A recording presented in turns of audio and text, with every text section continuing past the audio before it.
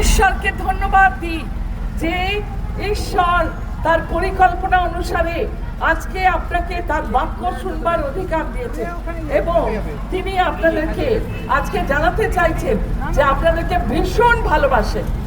ইহ জগৎ এবং পর জগতে তিনি কখনোই আপনাকে ত্যাগ করবেন না। আমাদের প্রিয়জনেরা আমাদের ত্যাগ করে, কিন্তু প্রভু যীশু আপনাকে ত্যাগ করবেন না।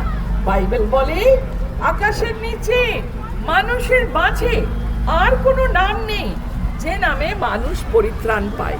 সেই জন্য আমরা ঈশ্বরকে বিশেষভাবে ধন্যবাদ দিই। আর এই সময় বিশেষ করে আমাদের যে ভলেন্টিয়ার ভাই বোনেরা যে ট্রাক্স নিয়ে আছে, সেগুলো যখন আপনাদের কাছে পৌঁছে দেয়, আপনারা দয়া করে সেই ট্রাক্স গ্রহণ করুন এবং প্রভু যিশুকে জানবার জন্য আপনারা সচেষ্ট হন।